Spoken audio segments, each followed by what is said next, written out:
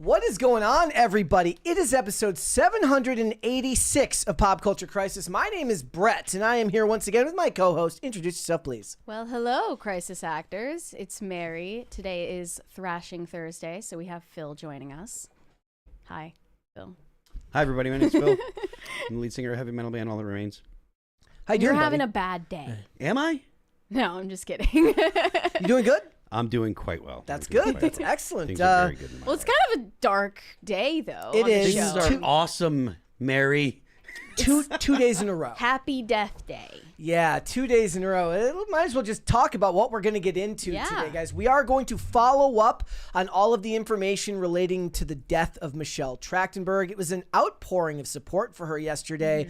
It's one of those things where if you don't really, until a celebrity passes, sometimes you don't know just how famous they were or how well liked they were, because unless you're getting in the news regularly, you kind of just disappear from the public eye. But her death is one of those cases where you just get to realize just how many people were kind of touched by the movies and the television shows that she made when she was younger. So we're going to talk about the follow-up to that, because it looks as if her family has asked for no autopsy regarding her death. But we're also going to talk about Gene Hackman. Legendary actor Gene Hackman died under suspicious circumstances. Though they're saying there's no foul play, the circumstances were suspicious enough that warrants were issued for the residence. And there's a whole weird situation. It is such a weird, here's the thing, guys. We never really talked about celebrity deaths. It was just one of those things. It's interesting, but it can be a downer, and depending on what you do for work, like in this show. It's different when there is a celebrity death that no one is particularly shocked by. Yeah. But in these two examples, one being a celebrity that dies very young, and the other a celebrity that dies under extremely strange circumstances, I feel like it warrants a discussion. Yeah. So we're going to talk about that. We are also going to talk about Grimes, who I think she's trying to flex her intellectual muscles to get Elon to notice her again, because this clip came out of her talking about the death of religion. Yeah, you know what? I do think that Grimes is very intelligent. I think she deserves credit for that. Well, I mean, anything's better than speaking as an agnostic, anything's better than edgy atheists on the internet. Well, basically, Grimes was saying that she's unhappy about the decline of religion and believes that it was a mistake for us to culturally kill God. And then there were all of these people responding to it in the cringiest ways, because of course they have to. Lots of Reddit atheist takes. Is it something that was intentional, or do you think that it was a byproduct of scientific discovery? If we're talking about it in terms of the Nietzsche quote. Well, it took a lot of discoveries and it took a lot of things that got people to the point where they're maybe, for Nietzsche to make that quote. I don't think that it was just Nietzsche that said that, and then everyone's like, oh, he was referring to a phenomenon that was already happening. Yeah, and I think it was the Enlightenment. Yeah, I mean, maybe it's partly because of the Enlightenment, but scientific discovery was finding things and answering a lot of the questions that religion answered before prior to discovery. So I don't know that it, as much as Nietzsche he diagnosed what was going on, but I don't think that he was the cause of anything that was going on. Do you? I don't even think that religion was answering those questions, actually. I don't think that people even thought about the world in the way that we think about it today, and in terms of empirical statistics and numbers and laws of nature. That wasn't the way that ancient people thought about existence at all. So I don't think that religion really was there to answer those types of questions, because nobody was asking those types of questions. Well, we'll get into it. We'll talk about that more. We're also going to talk about Tom Cruise. So every couple of months, some great clip tends to resurface on the internet. We were going to talk about that newsroom clip that's resurfacing once again on X. But what I think we're going to talk about today, guys, is this clip of Tom Cruise, and I believe it's Matt Lauer. Yes. And he's talking about the drugging of the children and Big Pharma, and it's making the rounds again. And anytime I get to tell you guys about how great Tom Cruise cruises. You know, I'm not going to back down from that. So we're going to discuss that. We got a bunch of other stuff. If you guys are ready, we can just get started. You guys ready? Yeah. Yeah. I'm ready. All right.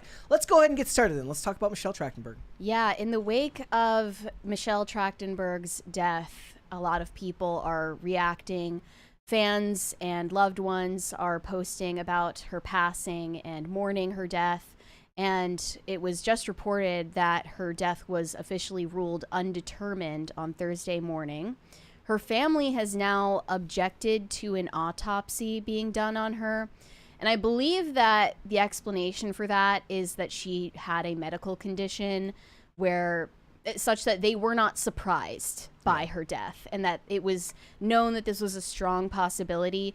The New York Post also reported that Michelle Trachtenberg knew death was a high possibility in the final months of her life, according to a friend. So she had just gone under this liver transplant. Oh. We don't know why. Some people are saying that it's probably related to alcohol, but we won't probably find out, and her family is entitled to keep that information private anyway. So that's probably why they rejected the possibility of an autopsy. And it's not being seen as anything suspicious or unexpected even. I did see a lot of people who have worked with her posting about her death, including Blake Lively, who is not in the good graces of the public right now. But she's in my good graces, though. You're on Blake Lively's side officially? Absolutely. She was beating up on a feminist. Absolutely. Yeah, she posted to her Instagram story a picture of her on the set of Gossip Girl with Michelle Trachtenberg, saying, "This is the first day I met Michelle. She was electricity. You knew when she entered a room because the vibration changed. Everything she did 200%, laughed the fullest at someone's jokes, and faced authority head on when she felt something was wrong. She cared deeply about her work, was proud to be part of this community and industry, as painful as it could be sometimes. She was fiercely loyal to her friends and brave for those she loved. She was big and bold and distinctly herself. And she always, okay, I'm not trying to be hypercritical, but this is the part of Blake Lively's statement that I was just like kind of weirded out by, not gonna lie. She said, she always had yummy caramel-smelling lip gloss on because she didn't just want to sparkle on camera. She liked creating a nice experience for anyone who was in her orbit, even down to the subtle smell of her lip gloss because she cared about the sweet details." Okay, the term yummy. I have heard women, I heard a woman use the term yummy to describe a sweater. Oh, I have not heard that use. So for before. me, like when I hear women say yummy, I don't automatically think like something relating to I mean, food it's or more that she went into whatever. talking about lip gloss at all, is what you're saying? I think that it raised my attention because of Blake Lively's use of the word yummy in that infamous text message to Justin Baldoni about the rooftop scene, saying that her lines were like deliciously yummy and stuff. I don't know. See, but again, that would not be, at least in my, I mean, I would need to know a little more context to be sure, but that to me doesn't automatically sound like flavor. Like, none of this bothers me because it's like when you meet somebody, everybody has their own gauge for how they remember their interactions with other people. And obviously, these were very specific things that came to mind for her. Yeah. And a hypercritical person would be like, maybe you need a copy editor on this. No. But that's not the way the world works. That's not how people work. She was a kind person through and through. Time passes. What did she say? Time passes. You take for granted that you get the chance to see an old friend. To paraphrase, the real tragedies in life are the ones that blindside you on an idle Tuesday. Hold those you love and have loved dear. The world lost a deeply sensitive and good person in Michelle. May her work and her huge heart be remembered by those who were lucky enough to experience her fire. A lot of people would just didn't want to take Blake Lively's statement at face value because they have Blake Lively derangement syndrome at the moment, given her lawsuit. But I think she has the right to post about this, given that she knew her personally. There's two things that I don't even think we even got into yesterday that we at least get to bring up today. So she did mention here that she faced authority head on, and we didn't even bring up Joss Whedon. And that all must of have the been... conflict between her and Joss Whedon, the fact that when she was underage, she wasn't allowed to be in a room alone with him. Not from what I understand, not for like sexual reasons, but just because he was a he was a jerk. Okay. But not just that, but look, they're making a Buffy reboot like right now. Like the timing is almost terrifying when you think about it. Like that's in the process of being like, that was just a news headline last week. We never talked about, I mean, I've talked about Buffy on this channel before because I've compared it to stuff and I tell you guys that I love the show, but it's not like we'd covered anything Buffy related in the last couple of years. It had just started coming back out when this news broke. Right. Sarah Michelle Gellar also posted about Michelle's passing. And then I saw also Taylor Momsen post on her Instagram about it. James Marsters, who's also a co-star with her on Buffy, they all did, and it's sad. It really is. Rosie O'Donnell also posted about Michelle Trachtenberg, saying, "I loved her very much. She struggled the last few years. I wish I could have helped." Which is kind of an ominous statement. It was. Out of all of them, it was the only one that leaned ominous. Everybody else leaned into remembering her fondly. This one had a more serious tone to it. Right. It almost suggests that she was aware of Struggles? Michelle having some kind of mental health or substance problem. And that's what a lot of people are speculating about. And they were speculating about it in her Instagram comments weeks ago as well, given her changed appearance. A lot of people were commenting on our video that we posted last night about her death, saying that they could tell she looked jaundiced, gaunt, and her eyes did have, like, that's the thing was, so we were looking at like a reposted picture on one of the websites where her eyes did look jaundiced, but because I don't trust the media, like, I don't know how much. Remember when there was that picture of the video of Joe Rogan and they made him look more green? Yeah. Right? Like, I was like, did they bump up the colors on this? I don't know. I mean, I don't put it past the media, but it was clearly noticeable to a lot of people who followed her closely. Yeah, and that's what was really frustrating. I noticed there were some comments about this on our video as well. It's frustrating that you cannot comment on something that's very obvious to the naked eye when a celebrity looks drastically different from the way they used to look, not just because of aging, but a clear health problem. If you comment anything about it, people come after you and they say that you're being a hater. Yeah. When in reality, it's just a human trying to express concern for another human. And there's nothing wrong with that. Well, the thing is, there's also nothing wrong with being a hater, especially seeing as someone's going to call you a hater for literally anything. If someone deserves to have haters, there's nothing wrong with that either. But I noticed there was a similar discourse around Ariana Grande. People commenting about how she's clearly in some kind of medical crisis because she is extremely underweight and looks much different than she used to. And all of her fans are telling you, like, shut up, you're just being a hater. That's not fair.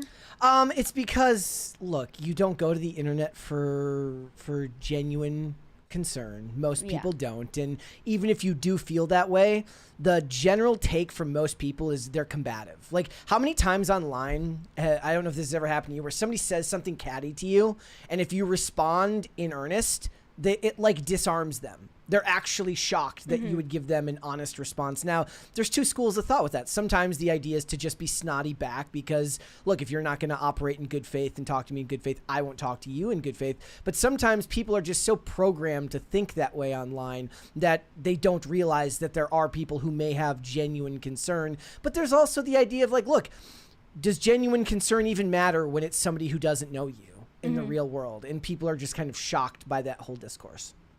Yeah, I just think it's not wrong to express concern if you're doing it in a way that's humane and shows basic civility. I did see a lot of hostile, insulting comments on her Instagram from last month. Yeah.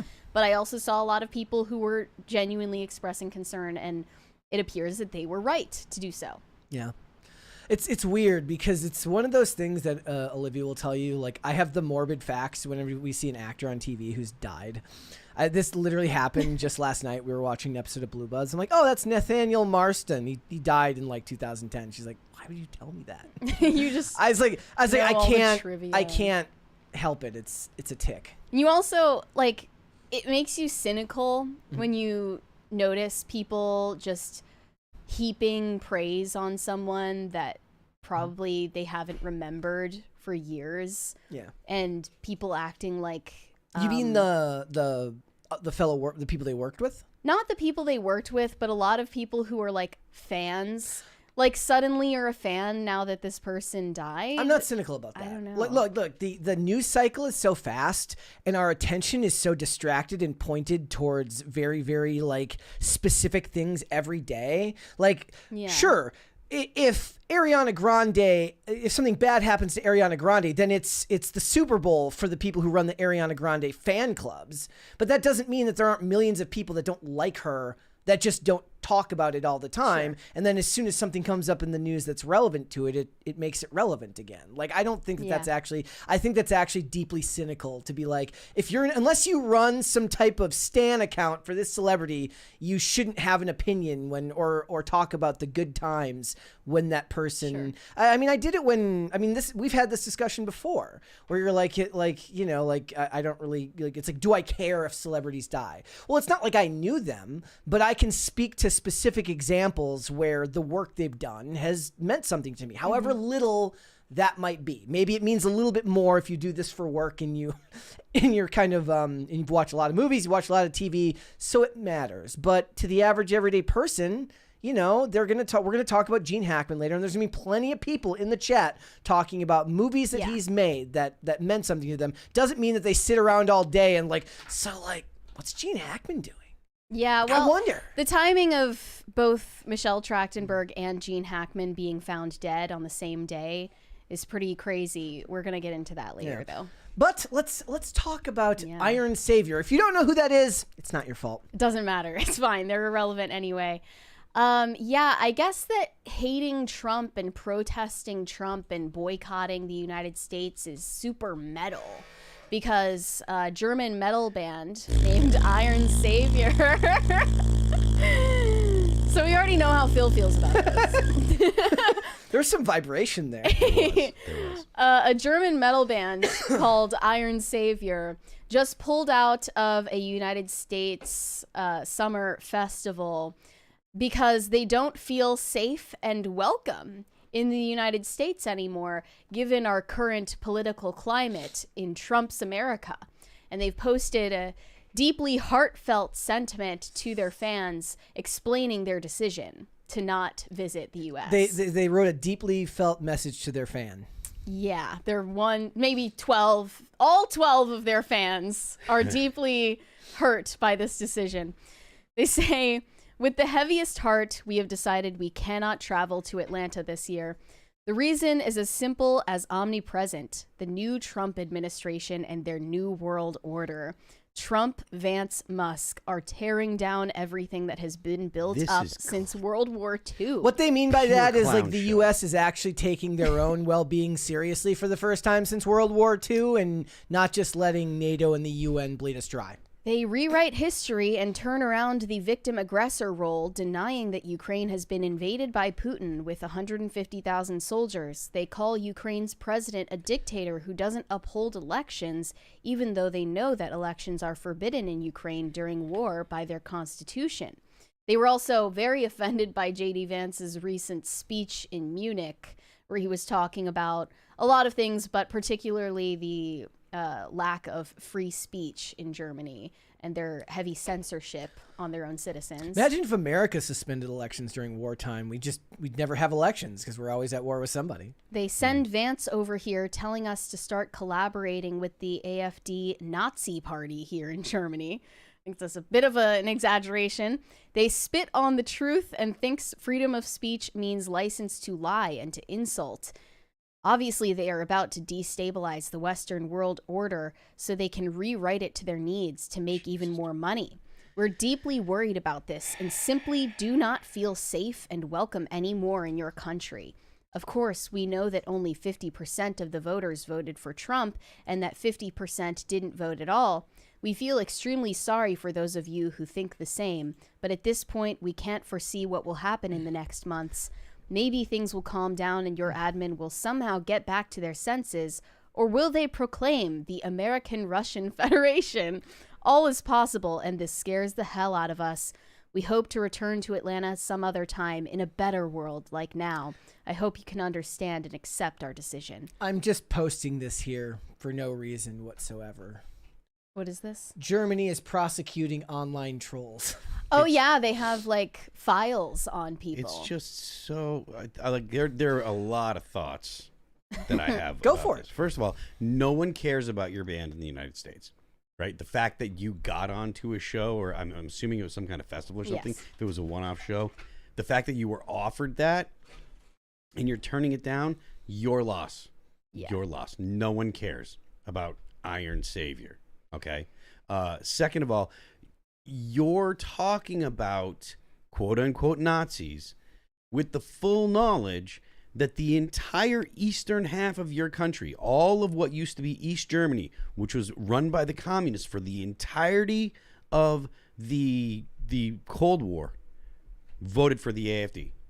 The whole, like, if you look at a map, it is literally everything except for Berlin, for the city of Berlin, which there was a couple different parties that had the majority, but the whole Eastern Germany, the whole of Eastern Germany, because they know that it is not the Nazi party the AfD is not the Nazi party. They're just pro-Germany, right? And the idea that that any party that's a nationalist party is automatically the same thing as Nazis is a school child's understanding of Nazism.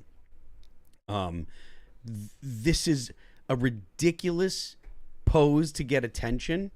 It's fine if you stay out of the U.S. You have a ridiculous perspective on U.S. politics, and it's the perspective that is fed to you by the left-leaning media that probably shoves garbage down your throat in Germany. But I do understand that perspective. And, saying I'm not going to go to a place because I'm afraid of what would happen. I wouldn't go to China because of the way that I speak about communism. I wouldn't go to, or I definitely wouldn't go to China. I wouldn't go to any other communist country. Meaning you wouldn't visit there. You also wouldn't play a show there. Correct. Yes, I wouldn't go there because it's likely that they wouldn't like me. It's likely they wouldn't let me in if they did any kind of back, like looking at my social media history. And also it's questionable as to if I would go to the UK now because of the laws that they have about things that get said on the internet. Not that I've said anything particularly spicy by U.S. standards, but I do know that if there are people in the UK that didn't like me and they wanted to make a stink about it, and they brought it to some of the MPs' attention, it is possible that they could pick me up and say, "Oh, well, you're under arrest for violating these UK laws in the past." Same thing with Canada. So I understand the whole I'm not going to a country because I'm worried about it, but in the U.S., he doesn't have any worry about being arrested. It's just, I'm not going to go there because poo-poo on you people that voted a way I don't like. The places that I wouldn't go, I'm specifically avoiding because it's possible that I get arrested because of things that I've said in the past. Right. Not because I don't like their government or whatever. I've gone to plenty of places all over the world that I'm not particularly fond of the government. But the people in the places are awesome. Like I've gone to Australia, and Australia is a wonderful place. I'm not particularly fond of the things that the government did during COVID. But that doesn't mean that I don't love Australia. So you're a coward, and no one cares about your band anyways. Also, let's talk about speechwriters, because what we need is for speechwriters to actually be able to find the vibe of the actual band. That could have been any that could have been any press release. Should have some metal injected into their press releases. They are claiming that this comes from the heart and clarified to their fans in the comments. This statement was made in this way because you deserve the truth and no blah, blah, blah due to internal reasons bullshit. It was not made to blame or insult any of you or slam the door. It absolutely But we was. have to stick to our ideals and beliefs. It may sound ridiculous to some of you, but looking at what has happened in just a few weeks, I can't predict at all how far your government is willing to go. It was never our intention to make a political statement. Nor that was a very political statement if you didn't intend to make it. Nor to hurt your feelings or insult you. We just gave you the truth of what led us to this decision. Stay in Germany. Well, I don't think anybody feels insulted by it. They just think you're wrong. Some of you accuse me to speak about things which are not my concern. First of all, everything the U.S. does is of concern for any human being on this planet, since the U.S. actions affect the entire world. Besides that, my mother has been living for over 30 years in San Francisco and is married to an American citizen. California has been something like a second home for me, and I used to live there myself. I think this qualifies for being concerned as well. So what, you're just like not gonna see your mother ever again because she lives in the U.S.? Like, this is severe derangement. Yeah. It's ridiculous. But it wasn't just this story. It was also the Bob Ezrin story. Yeah, Bob Ezrin, who produced Pink Floyd's The Wall, recently renounced his dual citizenship in the U.S. and decided to return from Canada, where he was born. He was born in Canada? Yeah, he's a Canadian citizen, and it's because of what he says is the divisive political climate of the U.S. He says, stay in Canada. Yeah. He says the voices of a radical right have become so much louder. Conspiracy theories abound. People are armed to the teeth. It's just a different place than the one I went to. The thing is Americans have always been armed to the teeth. Yeah. You just weren't in contact with any of them because you were an artist and you didn't live in red states. You know that it was in 1986 when machine guns were made illegal for purchase through mail order. Clown shoes. You used to be able to buy fully automatic belt-fed machine guns through the mail.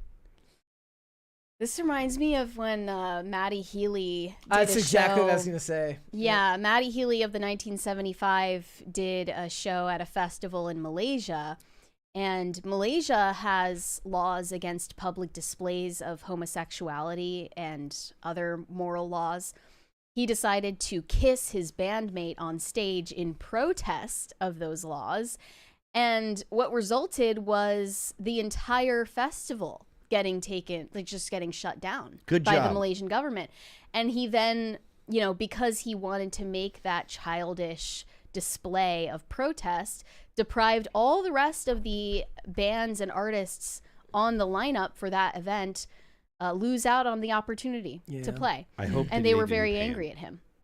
Yeah, there's just something unbelievably like eye-rolling about the extensive virtue signaling from artists. Yeah, that is unreal. The idea that you would go to a foreign country that doesn't, you know, that you disagree with their politics and then do like intentionally break their laws. Like, I wish that he had done that in a place where they cane people. Like, seriously. Like, that is so it is such atrocious, arrogant, it's very entitled behavior. Western hubris. Yeah, it's so disgusting. Yeah. Mm-hmm. I don't know who that guy is, but like I legitimately do wish bad things happened to him. Yeah, Taylor Swift's ex-fling is how he's going to be known. Taylor Swift happened to him. Yeah, Taylor Swift happened to him. All right. She's a great guy, by the way. Okay. Last year, an OnlyFans star named Sophie Rain went viral for claiming that she is a Christian and a virgin, despite the fact that she creates pornographic content. Sure you are. Well, fast forward to 2025, and Sophie Rain has created a new version of the Playboy Mansion for Gen Z OnlyFans models. Well, I mean, in isn't Miami. just hype house for whores? Yeah, basically, it's the whorehouse. That's what it is. But they're calling it the BOP House. And in case you're unfamiliar, let me give you the official definition of a BOP. It is not any longer used to refer to a song you like. It is a name to call a female who gives head to anyone. Oh. They're called a bop because when they give head, they bop their heads up and Makes down. sense. There was a song about this back in the early 2000s called Chicken Head. Oh, I thought you were talking about the Hanson song. So no, now, that's bop. That's takes on a whole new meaning now. Sophie Rain has made herself a formidable Gen Z Hugh Hefner, recruiting 8 total OnlyFans stars together to this Miami compound where they have a collective, I believe, 3.5 million followers, and they allegedly rake in $15 million per month. It's very 2025 to have the modern day Hugh Hefner be a woman. Right. It is very, very in very the age of OnlyFans. Yeah. We have a 20 from Value in You. Phil, loved your quote last night about the creepy AI robot's method of getting up. You wanted it to be less Linda Blairian, stealing that to use on my siblings. Yeah, definitely. There's a I think it's Boston Dynamics. It's a robot, and the way that they made it, we watched the video. The way that it got up was, it got off the ground in a way that human beings can't move. Like it flipped its legs up, like over, like so they were like under where its armpits were, and put its feet on the ground. It stood up, and then the torso twisted around, and then the head twisted all the way around. So it was just like, movements that a human being cannot do. Their intent was to say, oh, look at how this robot is articulated. The reaction is, that looks like Linda Blair in The Exorcist. Yeah. So yeah, I can see that. Yeah. So Sophie Rain and her group consist of Camila Araujo, 22, Alina Rose, 24, Julia Filippo, 22, Summer Iris, 19, Ava Reyes, 19, and Joy May, also 19. They've moved in together. The rent is $75,000 a month in Miami, which most people couldn't afford. But I'm sure even if Sophie Rain were living there alone, she could easily afford it, because at least her own claim is that she makes 7 figures a month on OnlyFans from her simps. And now this is a way that she's found to, corral all of the top hoes together and maximize on their empowerment and their sexual liberation. Would that be home-axing? They're home-axing. That's what they're doing. She said the compound means they're never apart from each other for more than a few hours a day, which sounds mind-numbing. And they collaborate on their content together. We're constantly annoying each other while simultaneously being affectionate and showing how much we love each other. A lot of people think there's a constant competition, but we know how strong we are as a group. We work better as a team, and our income very much reflects that. Is it? I suppose they all have their own income, and then the group channel is divided amongst them in some form or fashion. Yeah. What this is I actually posted about, not this specific story earlier, but remember that stories like these are designed to make the lifestyle look opulent and as if you're going to make a ton of money. Right? But that is not the general case most of the time. There was also this article, I posted this earlier, about this lady who says that she dropped out of her PhD program to join OnlyFans because it's empowering and she now makes millions. Well, remember, 90% of them make about $150 a month, and then the top 10% make like a couple $1,000s a month, and only until you get into the 0.001% of earners do you really get the ones who actually make that money. But they highlight those stories and they give you those ones about the specific artists who make millions of dollars as soon as they sign up, because they want to make it seem like a very, very viable career option, when we understand that, look, and here's the thing, I don't care if you do it. I'm not protesting to you on moral grounds, but at least go in and know what the hell you're doing. Like, do some research before you go in and do something like this, because the consequences will be long-term and lasting. Yeah, you could at least say about the Playboy Mansion, they weren't trying to sell the idea that all women should live that way. Yeah. It was meant to be in rarefied air. Well, that was the point, is it actually nowadays, because of social media, access is what makes it palatable. But back in the day, it was the idea that you didn't have access to it, which fed the intrigue. Right. They say living together under one roof has been a huge success for all involved. They claim to have pulled in $12.4 million just in their first month on the compound, and close to $15 million in January alone. This is the ironic part. For many young people, the BOP House is the embodiment of the new American dream. Social media stardom, mountains of money, and an escape from a monotonous 9-to-5 job, all while hanging out with your friends. I mean, that isn't that just sunshine and rainbows? Well, what's the argument? They always say, like, nobody wants to be doctors or lawyers anymore. Everybody wants to be a social media influencer. Little do they know, for a lot of them, it's still a bunch of work. Like it's still a bunch of work to create. And you can content. say that the competition vibe isn't what is like dominant in the household, but I am sure that these girls all secretly hate each other, and one of them wants to come out on top. I can't imagine them actually getting along. Women don't do that. Yes, it says Sophie Rain admits herself it hasn't been smooth sailing since creating the BOP House. There's a lot of girl drama, but usually gets resolved by the end of the night. She says that there have been a lot of concerns for their safety. It's probably difficult to keep the location of this BOP House a secret. People just show up constantly. Fans constantly showing up to the house. We're often woken up to people knocking at the door at night. The situation eventually got so bad that we had to hire security. I cannot believe they didn't have security to begin with. Yeah. Given that they have clearly more than enough money to pay for it. And they didn't think for 1 second that a bunch of stalker weirdos were going to show up as soon as they found out about this. Insane. Yeah, and they also say you have to vet visitors, and there are no restrictions on bringing men back to the compound. 7 of the 8 content creators are single, but I assume that they bring men in to make content. I will morally object on the grounds, obviously, I'm shocked that I am against OnlyFans and sex work of all kinds, and I don't think this is a viable career path for that reason. But also, I've noticed that they've taken to stirring up controversy just for the sake of getting attention, including by inviting a minor to the BOP House. That part I did object to. There was a TikToker named Piper Raquel, who is 17 years old. Oops. That a lot of people were telling the BOP House, you should invite this girl over for collab content. And they did. They invited this 17-year-old girl to the BOP House, and they started filming TikToks with her. And while they didn't include her in any of the adult content that they're selling, it still seemed incredibly sinister that they were inviting a child over to be involved in this culture, knowing what goes on at this place. And that girl had like she had her TikTok since she was like 12. Yeah.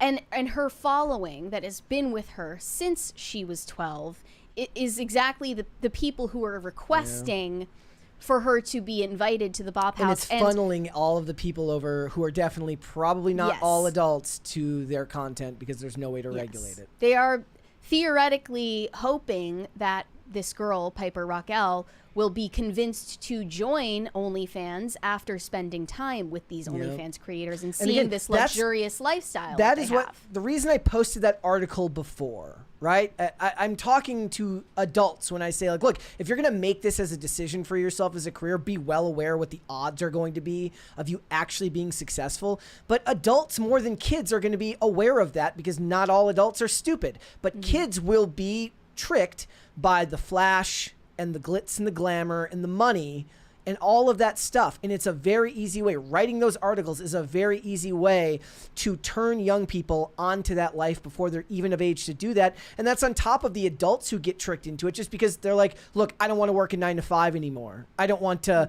live a life of drudgery, not realizing that it's not sustainable. The funny thing is for these women is depending on how good they are with their taxes and taking care of their money is one thing, but there's going to be a market when they're older. Eventually, it's going to be Real Housewives of BOP. Oh, like, I hate it. The Real Housewives. Like you're going to get non X-rated content that's going to be funneled to like social media platforms and YouTube to be made for these ladies when they're older. Well, they already have a collective BOP House social media presence for the group of 7, and there's allegedly been one member who quit based on what happened with the 17-year-old they invited over. Smart. The only one that had any scruples whatsoever. No, not scruples, just a little bit of sense. It's not about scruples. Just self-interest, even. A sense of self-preservation, yes. Exactly. There's a 20 from the Crafty Raccoon. I restore, renovate, and remodel homes, and I'm barely getting by. I should have been a young, hot OnlyFans model. Crying emoji. The crazy thing is for most of them, like once they're as successful as they are on the alt or on like TikTok and stuff like that, find any hobby and they can turn it into like a hobby that they could make a living off of on TikTok. Here's the thing. If you are a man who is jealous of hot young OnlyFans models and you wish that you could live their lifestyle, look, there is an audience of gay men on OnlyFans who I'm sure would subscribe to you. But, you know, if you have a genuine envy for these women and the life that they lead, you either don't understand the drudgery that comes with it, or you're spiritually transsexual. There are only two explanations for that. I also saw that Holly Madison, formerly of the original Playboy Mansion, posted about this on her TikTok and said she was part of the original BOP House. And I'm sure the current day BOP House could not have existed without the Playboy Mansion as its precursor. Yeah, they should all have framed photos of Hugh Hefner everywhere for making their lives possible. Right, and that's unironically what his goal was with his cultural influence, was to sexually liberate women. And now that they're sexually liberated, this is what it looks like. It's not pretty. Taken to its most extreme level, yeah. Yeah. This is where you get to. Yeah. Again, and again, these media outlets are complicit in this. There's a reason why they write those articles. They're designed to change the shifting social narrative about how people feel about things like this. So. As far as the safety concerns, though, I mean, this is like a crime scene waiting to happen. Yeah. In my opinion. Yep. The address is fully available to the public, clearly. Their stalkers have already showed up at their door. Regardless of the security that they've hired, this sounds like a terrible idea for everyone involved. It's probably the same security guy who worked those Diddy parties. Yeah, I bet. I bet. All right. What would you guys like to see? Cringe or cute of the day? I always want to go with cringe first. Let's see the cringe. All right. This is a sting operation we're about to see. All right. Oh, let's go out this week and there's a crazy... If you're listening rather than watching, it says Aussie bros busted trying to go to a crazy event with a ton of chicks. That's what it says on screen. crazy event happening. There'll be a ton of chicks. Let's just go have fun and let's go a little. Sounds good to me. Sign me up. Yeah, that ain't my kind of fun. You know what's fun for me? What's your kind of fun, big fella? Waking up early, hitting the gym, spending time with my creator, building the life I desire, and more importantly, becoming a better version of myself every damn day. That is So if your kind of fun is getting shit-faced over the weekend, that's cool. We don't do that over here. We're focused on God, goals, on growth. Good for you, bro. It's like a youth pastor listened to Andrew Tate and found some middle ground. Yeah. He's like, I'm gonna separate myself from the message, but I'm gonna take the delivery tactics and turn them on to God. You almost took me up on that crazy event. Well, I'm interested about it. Like, I'm only here for one. That is a mullet? That like is a mullet. to end all mullets too? Diet, you know. Having a beer, hopefully not getting shit-faced over the weekend, but... Everything in moderation. That's right, except getting jocked. Bro, let's go out this week and there's a crazy event happening. There'll be a ton of chicks. Okay. Like, what was the plan there, you know? Like, the guy was just like, oh, okay, so there's no event, and you don't like going to crazy parties with girls. Good for you. Comatose in the chat is right. The only top G is God. Am I right? So true. So true. All right. Oh, that was awesome. Let's do cute of the day. Oh, we got a 20 there. From Michael Blosser. Hope you all are having a good day. Keep rocking out and thrashing. Phil, have you seen the lineup for Louder Than Life? I'm stoked. I have not. No? Where's that? No, it's I think it's in Florida. I'm not sure though, but it's a big festival. Machinist in the chat says he's right about getting jacked, but he's not getting jacked. He's getting jocked. Jocked. I think that's what he said. All right, let's do cute of the day then. I kind of want to like wait out the clock on the crisis meter because it's going to start the second we start the topic. And it's a serious topic. It's fine. Yeah. It's fine. Well, no, it's like you're going to be like, all right, so this is about the very serious situation around Gene Hackman. That's going to, you know. I like my suitcase. Let's do cute of the day then here, guys. This one's from OK Condition. Says, this is Banshee the pillow thief. Apparently the 2 dog beds in my bed are not good enough. That is awesome. Aw. That's do you want to do multiple cute? Yes, I'm going to do multiple cutes. And plus, Toast is due for a new cute of the day because Toast has become the most annoying cat in the world to sleep with, and it's awesome. It's just, Toast will sleep anywhere as long as it's on you, a person. That's cute. Yes, it's awesome. We love it. This one's from Comic Universe Review. Callie joining me inside the pool house on the last snowstorm of February. She's still not used to being inside, but makes herself comfortable next to me. Aww. Very cute. That's a very cute cat. Looks like a very soft cat. Yes. I want to pet Callie. I like it. Let's go back here. Get rid of that. This one's from Roger. It says, Cheese. It says, Cheese, proud of the chaos he's caused and starving to death. So that's the thing. So anytime I have to go, so Toast is in this room in the apartment, and there's like a door between that hallway because that leads to the office and then the bedroom, and then there's the living room, and that's where Mocha and Chloe are. And anytime you open that door to go into that other room, Toast is just immediately there and starts meowing at you and motioning to come feed her. It doesn't matter if you just fed her 10 minutes ago. Obese. She's sitting there waiting for more. She's not, though. She's perfectly normal size kitty. Chloe, we call her Big Fat Girl. She is very, very rotund. And half the time I have to stop Mocha from eating. Big and beautiful. I have to stop Mocha from eating her food, which I have no idea how Mocha is so skinny, because Mocha half the time will eat Chloe's food, because what Chloe will do is Chloe will eat some and then go graze. Zoomies? Well, nuts. Not really. Mocha sleeps more. Like Toast gets the zoomies. But like what happens is Chloe will eat half of her food and then go graze in the living room, and Mocha goes over and steals her food out of the bowl. And I'm like, how are you so small? It doesn't make any sense. Love the whatsoever. eyes, by the way. It's very cute. Let's do one more here. And this one. Don't mind him. He's a anime dog. It's awesome. So me and Sarah were watching The Witcher last night, and that looks like one of the characters that was cursed. Are you enjoying The Witcher so far? Yeah. It's like this is the first season. We're at like episode 5. He totally looks like the rat dude that got cursed and then kissed the princess. I blocked it all out. Okay. Been that long? Yeah. Yeah. Why? What? Why? I don't know.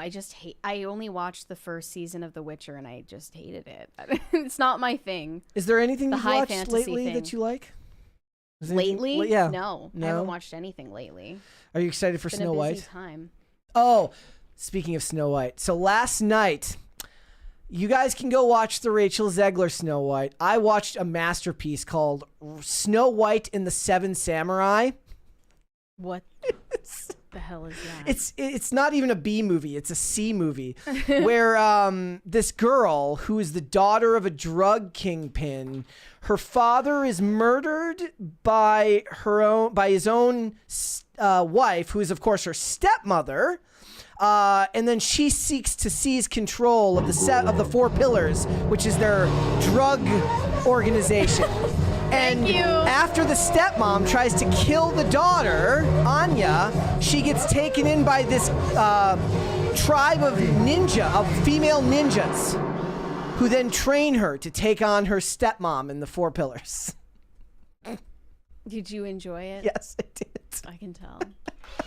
It's not as good as the Velocipaster, but it was good. No, yeah, I remember you were crazy about that one. It is a must-see movie, for sure. Yeah. Okay, it's on Amazon Prime if anybody wants to go watch it. All right, let's get started. So yesterday, Michelle Trachtenberg was found unresponsive in her apartment. On the same exact day, Gene Hackman and also his wife and dog were found dead in his home in Santa Fe. And now authorities have ruled his death and his wife's death as suspicious, and they're currently investigating the circumstances. And we'll get into the details. It's actually quite strange. I can't make sense of it. A lot of people have been posting their condolences and remembering him for his work. I hadn't seen anything that he was in, but had you, Brett? Yes, of course. I mean, Gene Hackman's like a legendary actor. I haven't seen as much as a lot of other people. Like the film nerds will have seen like everything he's been in. But Crimson Tide, Enemy of the State, obviously the old Superman movies, God, Enemy Unforgiven. Of the State was awesome. Enemy of the State was amazing. You'd seen like, all of those? I've seen those. I still. So You're actually asking? Like, the like joke- it's a surprise? The joke was like he's in a really, really good movie from what I've been told called The Conversation that every year I'm like, I'm going to watch it this year. I have not watched it yet, but I will. We have a couple 20s. Josh B said, I could see it as you turned to stone still clearly. I can hear you say, don't leave, don't give up on me 2 weeks, and you ran away. And then we have another 20 from Pop Culture Junkie. Gene Hackman was in 3 films in my top 20. How do I say this? Hoosiers? Hoosiers. The Conversation and Superman. Got a glance at him on the streets of Santa Fe in 1998. I was told the locals respected his privacy and didn't bug him. R.I.P. Yeah, I really need to see The Conversation. He retired in 2004 and died at 95. His wife was, I believe, 63. And here are the details they've offered so far. No cause of death has been provided. Their deaths have been ruled suspicious enough in nature to require a thorough search and investigation because the reporting party found the front door of the residence unsecured and opened. Deputies observed a healthy dog running loose on the property, another healthy dog near the deceased female, his wife, and a deceased dog laying 10 to 15 feet from his wife in a closet of the bathroom. And there was with pills found on the counter by her. The pill bottle, an orange prescription pill bottle, was opened with pills scattered next to his wife on the bathroom counter. And Gene Hackman was located in a separate room of the residence with no obvious signs of a gas leak. Yep. That's what people immediately thought. And they said the family This suspects could be carbon monoxide. It could be a gas leak. It could be something like that if it were sudden and both of them and one of their dogs, right? But so far they're saying there are no signs of that. Yeah. And then they went on to say there was a space heater near his wife's head. He suspected the heater could have fallen in the event that she abruptly fell to the ground. Yeah. Then, yeah, there was an orange prescription bottle on the countertop. It was opened with pills scattered on the countertop. And they were like, it has to be something that in the house, right? Because it's not like they were close in age. She was 30 years younger than him. She was 63. He was 95. No, this was definitely not a natural death. This is not natural death. But also they're saying no signs of foul play, no signs of anything suspicious criminally. They had probably been dead for a while. They had shown signs of decomposition, but they were found later on. Yeah, there was like workers who said that they hadn't heard from them in like 2 weeks. Right. And authorities are planning to search the property, furniture, walls, plumbing equipment, gas lines in or around the residence. They're aware that individuals exposed to gas leaks or poisonous gas can suffer immediate and unexpected death. Quite strange. All of it. It is very like, and here's the thing, like, depending on what side of the internet you're on, like, it happened on a day where people are starting to like formulate conspiracy theories where no such conspiracy theory really has a connection to go. Well, we can just say what it is. It's the fact that the Epstein files are about to be released to the public, and a lot of people have taken that and said that Gene Hackman either was on the flight logs, which is insane, or they're saying he knew something about people who are on the flight logs and was killed off before he had the chance to speak out. I mean, that's ridiculous. Sense, especially if we're talking 2 weeks since they've been seen last. This didn't happen in a vacuum. This didn't happen yesterday. It just so happens that they were found yesterday. This is the problem with the internet, though, is that you see two stories next to each other and you see a connection that isn't there. Yeah, and Keemstar tweeted, "Did Gene Hackman know Jeffrey Epstein?" Yeah. You know, quite rare for anyone in Hollywood, but especially an actor who was at his height of popularity when he didn't have any allegations of any sort of misconduct or wrongdoing throughout his career. Not that I saw. There was no. And also, of course, like there's no proof that he ever knew Jeffrey Epstein or was friends with any of his associates. And now they're saying like I guess somebody brought it up in the chat, but I did have this in the other articles. Now they're saying mummification for the wife. What? Bloating and mummification. It says found mummified and bloated by workers.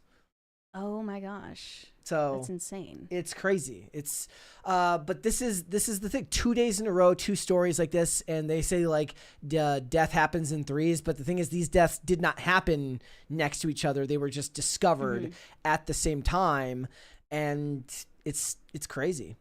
Yeah, and it appears it wasn't suicide either. No, and I don't know why anybody would assume that. I mean, like you hear stories where like couples are old and do so, but that's not this. But it sounds like something on a crime show. Yes, like it with does. the pills scattered everywhere, the door hanging open. I was getting Hitman vibes. Yeah. Like, I was like, for no reason, because like what would be the purpose? Yeah. But I was getting Hitman vibes of it all being like a prepared crime scene. But again, then you have to pull yourself back and be like, okay, but what's the point? Like, why would that be a thing? Somebody's like, are they distracting us from the Epstein files? Like, with the death of 95-year-old Gene Hackman, why? No. Like, that doesn't make any sense. That's insane. No one would have been shocked by the news that he died of natural causes, but clearly that's not what happened here. And now we're seeing a lot of posts about his passing. Francis Ford Coppola said, "The loss of a great artist, always cause for both mourning and celebration. Gene Hackman, a great actor, inspiring and magnificent in his work and complexity. I mourn his loss and celebrate his existence and contribution." Clint Eastwood said, "There was no finer actor than Gene, intense and instinctive, never a false note. He was also a dear friend whom I'll miss very much." Yeah, there was just a lot of So it was his the news. It was his daughter that suspects carbon monoxide. So he was like, this wasn't their children, but he had 3 children with his ex-wife, who has since passed as well. She said that she's not sure, but she thinks that the cause might be toxic fumes. She added that law enforcement found no signs of foul play per the Santa Fe County Sheriff. Aiden Mendoza tells the deputies they haven't ruled anything out and are still investigating. They had to get warrants for the property due to the suspicious circumstances to look into everything, and that the gas company is working with them to see if there's anything that can be discovered that they didn't already know. We have another 20 from Jose Quintana. R.I.P. Mr. and Mrs. Hackman. My top movies of his: Hoosiers, Runaway, Jury, The Firm, Uncommon Valor. A very small group of people know actually how. It is sad. I wish consolation on his survivors. Yeah. And he retired in 2004. He was writing books now, you know, once an artist, always a creative. And it's weird to see 2 of these stories in the same 2 days, but it's kind of like what we were talking about with Michelle Trachtenberg, which is like, you don't realize the impact that a lot of these performers have on people until you start to see the social media posts. I saw that Tim was talking the other night about like the death of celebrity because of was it AI? Yeah, I mean, there's an argument that he makes that because of AI that being a celebrity will, you know, eventually evaporate. Like right now, we were going to do this article about how Maya Hawke and Ethan Hawke were talking about how Hollywood won't even hire you to do movies anymore unless you have over 1 million followers on social media. So, you know, Gene Hackman is from an era where that didn't matter, right? Like, whatever he had, like, I don't know if he had any social media at all at 95, but that's not the point. His movies go for so many decades that they transcend Gene modern day Hackman fame. Was in an era where your ability to act mattered. Nowadays, I don't think your ability to act really matters much. I think they the types of movies they were making were very different than to what they're making now. Like at the they box were actually office. making, you know, they were making Hoosiers would be made for streaming now. It would. Hoosiers would be a streaming movie. Why do you say that? Because sports movies in general, like it would. Like it would. Like I talk about the movie Hustle that I really like from Adam Sandler in like 2021, and like that type of sports movie just isn't going to theaters now. It's going to Amazon Prime.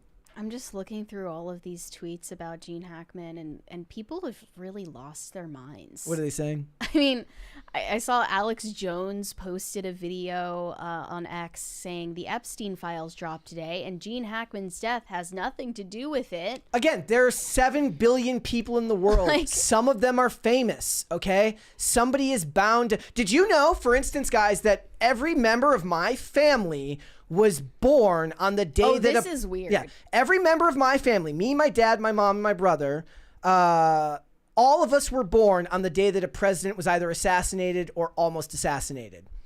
Does that mean anything? No. It just happened. That's just It is weird. the way but it is is. a coincidence. It is a... I mean, does that make me the Fed? I don't know. Yeah, I think people need to cool it with the conspiracy posting a little bit. Sometimes it's warranted if you're actually talking about Epstein, but this is not if we're part of that talking story. like nobody's saying like, and then he knew this guy and they had conversations with this person. It's like there's none of that. It's just this happened on this date, this happened on this date. They must be connected. I have questions and no answers. Yeah. Like that type of posting is absolutely worthless. Awful. Rest in and peace, Gene disrespectful. Hackman. Yeah, Rest in R.I.P. peace, Gene Hackman. You were an amazing actor, an amazing artist. Let's read some super chats. Shane H. Wilder said, "Happy Thrashing Thursday, Brett, Mary, and Phil. Mary, check out the latest Exorcist files. Father Martins discusses Father Gabriel Amorth. While I love the reenactment episodes, the deep dives bear much fruit. I'll look out for that. Thank you." Drewish AF of Christendom said, "Love y'all. God bless. Cheersies." Cheersies. I like that.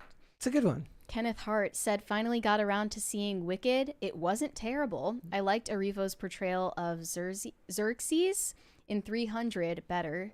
TBHF." There was like this thing going around. It says like there's going to be some special celebration for Cynthia Erivo at the Oscars, and everyone's like, why? Like what? What special I don't know. celebration? I don't know. They didn't say. That's weird. It's like kind of crazy how fast Cynthia Erivo just got like astroturfed as an A-lister. It's pretty astroturfed. John Barrett said, well. Here's I assume that's about our story today. Cynthia Erivo set to receive special moment at the Oscars. What the fuck does that mean? Like, what does that Have mean? there not been enough special moments Like, on the Wicked press tour? Like they're not saying like special award. This isn't like some lifetime achievement award. Is there like the opposite of a lifetime achievement award? A one-time achievement award? You know, it's so annoying how she shaves her head and her eyebrows just to be quirky. Like, can you just be normal? Nope. Can you just be a person, No. please? No. For like 2 seconds. Nope. It says I think that Cynthia delivered an incredible performance this year, and there's a very special moment on the show. We can't reveal what it is. I think that any fan of Cynthia Erivo, you're going to get something that is hugely entertaining and full of joy, and really celebrates her and her incredible talent and her place in the last year in music. Like, Yes. what? All 7 of Cynthia Erivo's fans are very excited for that moment. She is going to hold space. Yeah, says we're going to Jenny be in the holding chat. space for Cynthia Erivo at the Oscars. Let's do one more. John Barrett said, "At Phil, what's the shirt? I need a V-neck version. W." Thank you very much. This is an All Saints t-shirt. You can find them on All Saints website.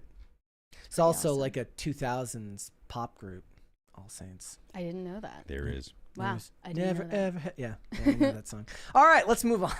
In a recent interview with Time magazine, Grimes spoke out about the decline of religion, and she thinks it's very unfortunate that people are not, subscribing to any religion these days. She said, "I think killing God was a mistake," and she's talking about all of the different avenues that people are using to find meaning in a secular world, including politics.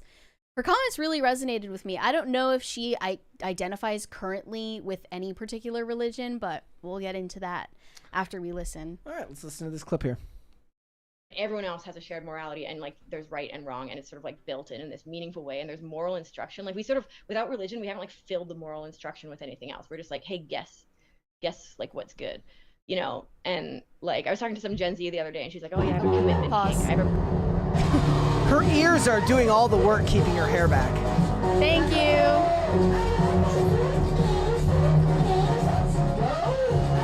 I do love that Phil went from like loving the Crisis Meter song to literally standing stock still. Looking like he doesn't just dislike it or he's not ambivalent. He actually actively hates it. It's fine. I love it. Doesn't matter. Okay. All right, let's continue. Continue. Hold on. Breeding kink, and I'm like, I think you. And then like I was talking to some Gen Z the other day, and she's like, oh yeah, I have a commitment kink. I have a breeding kink, and I'm like, I think you might just want to like get married and have kids. Like, that's not a kid. That was normal until like pretty recently, and.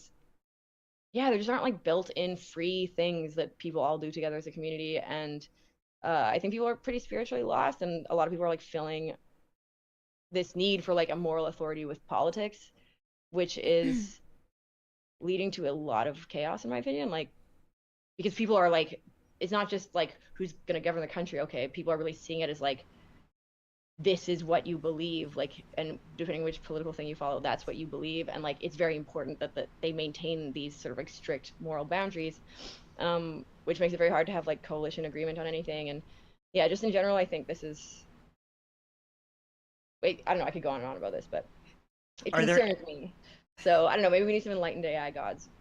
Okay. I think at the end she was like throwing a little bit of shade at Elon Musk, her baby daddy, for trying to rein in the era of AI gods. But once this clip went viral, the most annoying people in the world came out of the woodwork to clap back at Grimes for even suggesting the decline of religion is a negative thing for society. Oh yeah, I'm sure they're smart. So one person said, saying without religion I wouldn't know what was right and wrong is such a sociopathic self-report. You are a complete moron. I like can't even begin. So this is being said by someone I presume lives in the Western world, and you speak English. You were basically raised in a Christian culture.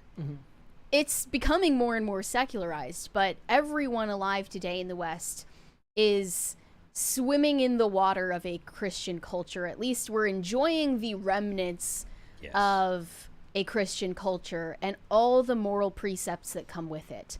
So when you think that you just naturally came to all of these conclusions that this is right and this is wrong, you're not realizing that you're sawing off the branch on which you sit. That's exactly what they're doing. And making a statement like this, that, you know, if religion is the reason you know right from wrong, you're a sociopath. You're giving yourself a whole lot of credit that you don't deserve. Yeah. Because people do, in fact, need to be taught how to live. And you can very clearly see, as Grimes was pointing out, they're looking in all the wrong places to find that type of meaning and that type of moral instruction. They're looking to radical political stances to find that semblance of authority in their lives that religion would have filled for them. You're not a sociopath if religion morally instructs you on how to live. I'm just going to come right out and give myself a self-report. Religion is the reason that I don't shoplift. Every day you look at I'm a bad person. You look at at some makeup at Walgreens and you're like, Lord, give me the strength. Literally, I believe in a higher power than myself, and I believe in objective right and wrong. If I didn't, I would just do whatever my passions tell me to do. I would just satisfy all of my immediate desires for gratification if I didn't believe there were some reason not to. Yeah. Like, I'm not a sociopath. I just know I'm a flawed person. Yeah. You know? And that's the humility these people cannot seem to express. Yeah. People that believe that without religion they would, have all of the correct moral opinions are probably the most arrogant people that you can possibly interact with. Yeah. And they say these things and they truly believe them too. That's the thing. It's not just arrogance. It's that you're really, really stupid. Like, you're like really a dumb, if you believe that you swim in this, like your existence is independent of all of the societal factors that you've grown up in, that you came to all of these conclusions by yourself, it's stupid and arrogant. It is purely stupid and arrogant. They believe that they exist in a vacuum, and they have no idea how they sound. If you were born in like, if you were in the Aztec society, you would not believe that it was in any way morally wrong to sacrifice people to the sun god. Like, those people believed that. In ancient Greece, right? In ancient Greece, if you were born with a deformity, they would leave the baby out on the out in the field or out on the cliffs to die, and that was not thought of as immoral. In our society, people that get abortions are killing a human being, and they unironically say, I am not doing an immoral thing. These are significant, these things are clearly immoral if you believe that life is worth anything, if it has a value, an inherent value. And to think that without someone saying, hey, life has an inherent value, to think that you automatically would think life has an inherent value, that's ridiculous. You are absolutely a product of the society that you've grown up in. We have a 20 before we continue. Wyatt Kaldenberg said, at 12:19, I posted a video in the Timcast Discord about the terrorist Ziz group who killed 6 people. 20 minutes later, I got a violent, insane phone call from someone claiming to be in the Ziz group. I reported to police. Scary. Yes, you That's reported kinda to police. Yeah. I guess that was the right call. I don't know anything about that situation. You should definitely report it to police. So I saw a lot of people commenting similar things under that response, saying that religious people are only refraining from mass murder and atrocities because they fear going to hell.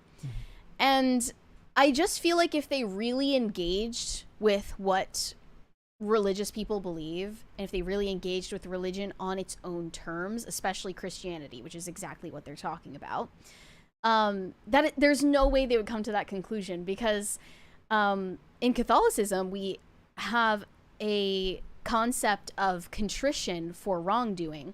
So you can have imperfect contrition for what you've done wrong, but you can also have perfect contrition for what you've done wrong, and either one is sufficient for God to absolve you and forgive you of your sins.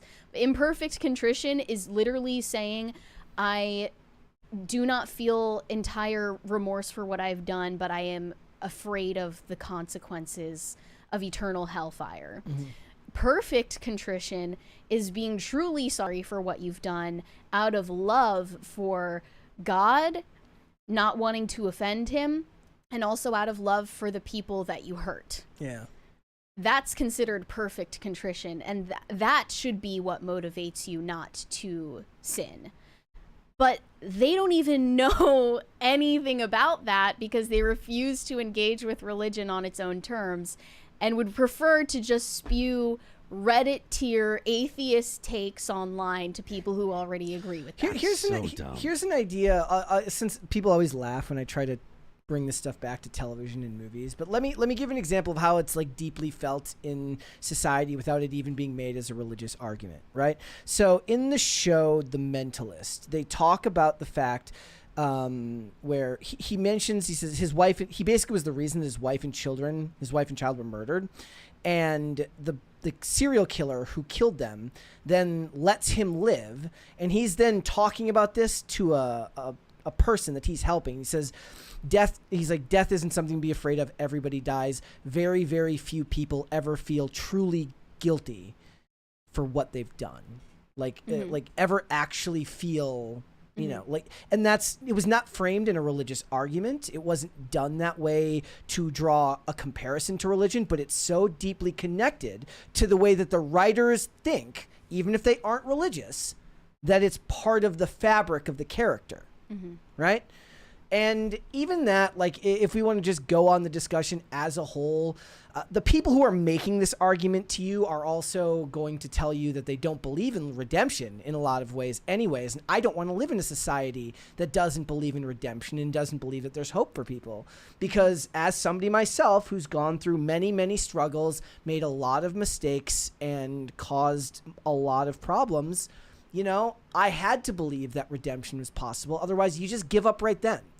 And everything that I've worked through and everything that I've rebuilt in my life wouldn't have been possible without a framework of redemption around those who populate my life. Mm-hmm. So whether they are religious or not, the idea that religious being exterminated entirely would lead to a world where a lot of people wouldn't believe in redemption to begin with, because a lot of these people will tell you that, you know, you said something mean online, therefore you shall never be forgiven, and will hold that against you forever. Another response to Grimes said, I don't think Grimes has any authority to talk about this, given her own association with you-know-who, who totally discredits her. Mm-hmm. So they were saying that because she had a child with Elon Musk, she doesn't have authority to talk about anything related to religion, spirituality, or morality. Why would I want to live in a world with people where people see things that black and white? Just as you said, like they don't believe that redemption is possible for her because of the crime of association. You're making the best argument for her by believing that. I wasn't aware of this beforehand, but I looked into Grimes' personal background a little bit, and she was raised Catholic, went to Catholic school, and she actually said that she has serious latent Catholic guilt issues in a previous interview. And some of her music has also focused on religious themes. Specifically, one of her songs, Know the Way, she wrote about what it means to her, saying, the song was about how I couldn't be Christian or religious. I was lamenting my loss of faith because there was something beautiful and comforting about it. But ultimately, I'm not going to ascribe to a religion. I did love the religious experience, and this was just an obituary for my religious brain. But maybe since the time that she wrote that explanation for why she's agnostic or irreligious, she has shifted her perspective. But it's also plausible that she finds her way back to it if it was instilled to her from youth. Like there may come a time when, you know, the tantamount, like all the circumstances of her life come together to push it back into her life. It just in a form that she can accept. Nice that someone in her industry, her sphere, was willing to give a take that was something other than spewing acid at religion and people who follow it, which is the majority of people on this planet. That was just nice to hear. And I think that she's actually open-minded, not pretending to be. All right. That's refreshing. All right, let's read some super chats. Shane H. Wilder said, if you are a German metal band and your name isn't Rammstein, then no one gives a flying F about you, especially in the U.S. Sorry about your bad luck. Agreed. Womp, womp, womp. John Barrett said, pay me, I'm 5% and a deer pew pew on property. 5% what? I have no idea what any of that means. I don't either. Omega Red Fan said, words are just vessels of my current vibe, the OF girl. Did she say that? I don't know, bro. I don't know, bro. Kenneth Hart said, if Tim is correct and we can tell AI to give us shows with themes we want, then I want a Metalocalypse themed show in the style of Freedom Tunes with Phil.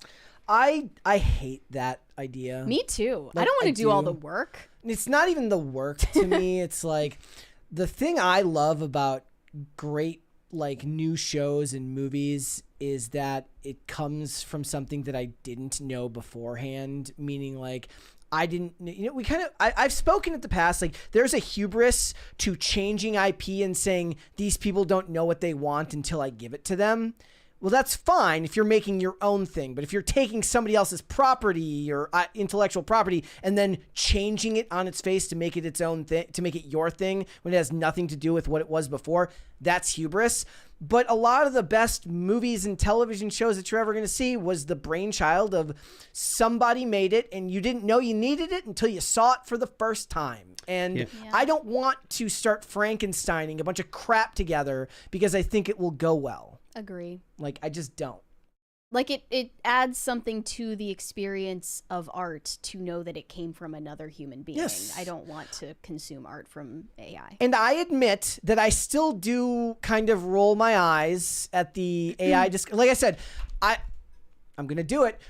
So they're going to make a credit. There's going to be an opening credit for Avatar Fire and Ash that says no generative AI was used in the making of this movie. And I'm going to boo really loudly just to be contrarian because I know that, the art I'm going to hold you to that. Are like, boo! But I'm going to be staring at you. It's like the duality of man. Like, as much as I agree with everything the artists are saying, they're still annoying. It's still annoying.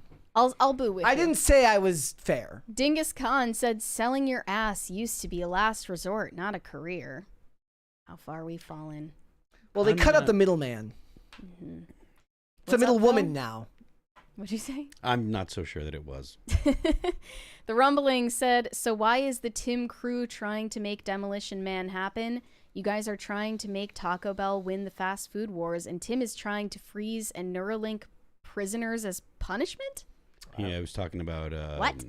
He was talking about if you had the option of going to regular jail or going to jail and being basically put into a Neuralink put into your head, so that way you experience. It feels that you did.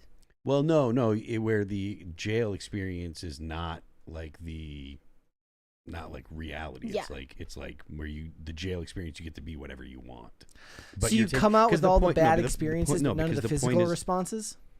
Because the point is to get people off the street. Like, if you're a violent person, the point is to take them off the street so that way they don't hurt other people. So he was saying, he's saying in the future, bleeding heart liberals are going to say, oh, we don't want to, because there are people that punish people that want it to be punishment, and I understand that. But he was of the opinion that liberals are going to say, hey, we have the ability, so we don't want people to suffer, so we're going to take them off the street, remove them from society so they can't hurt anyone, but we're going to make the experience whatever they want, something positive for them. So okay, that just, even though I want people to suffer who have done terrible crimes to other people, aside from any of that, just logically, that just means there's not going to be any punitive fear in anyone before they decide to commit the crime. Where do we put the shoplifters? There's not going to be any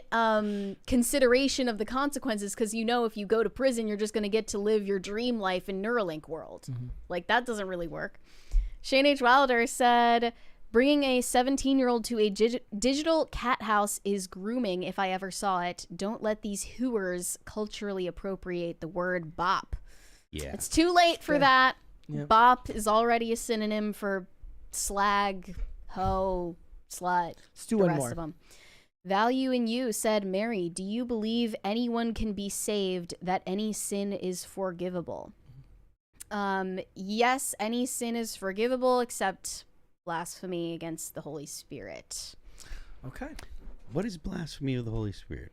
It's a very long discussion that I don't think we're ready to get into on Pop Culture Crisis. Okay, and they're arguing about people that don't know the difference between jail and prison in there. Yes, people understand that jail and prison are not the same thing.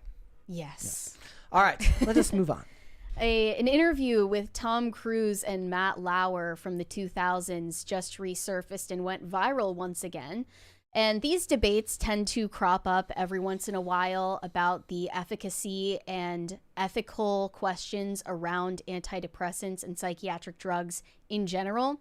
And in this infamous interview, Tom Cruise is condemning Big Pharma for selling a medical solution to psychiatric ailments that could be solved in other ways. it's a very controversial interview that I believe people have reconsidered over the years. And now the sentiment seems to be that Tom Cruise was right all along. Other people are very firmly in the other camp that antidepressants are necessary to treat a chemical imbalance in the brain that is impossible to cure. And I did just see that same debate happening before this clip went viral. Matt Walsh was participating in it, and he said that the chemical imbalance theory has been disproven. But let's react to this interview before we get into it. Where I talk out against drugs and psychiatric abuses of electric shocking people, okay, against their will, of drugging children with them not knowing the effects of these drugs. Do you know what Adderall is? Do you know Ritalin? Do you know now that Ritalin is a street drug? Do you understand that? The difference is this was not against her will, though. But this wasn't against Brooke's will. Matt, I'm asking you a question. I understand there's abuse of all of these things. No, you see, here's the problem. You don't know the history of psychiatry. I do. All it does is mask the problem, Matt. And if you understand the history of it, it masks the problem. That's what it does. That's all it does. You're not getting to the reason why. There is no such thing as a chemical imbalance. I'm saying that drugs aren't the answer, that these drugs are very dangerous. They're mind-altering, antipsychotic drugs. And there are ways of doing it without that so that we don't end up in a brave new world. Yes, there are abuses. And yes, maybe they've gone too far in certain areas. Maybe there are too many kids on Ritalin. Maybe electric shock Too many kids on Ritalin, Matt. I'm just saying, but aren't there examples where it works? Matt, you don't even, you're glib. You don't even know what Ritalin is. If you start talking about chemical imbalance, you have to evaluate and read the research papers on how they came up with these theories, Matt. Okay? That's what I've done.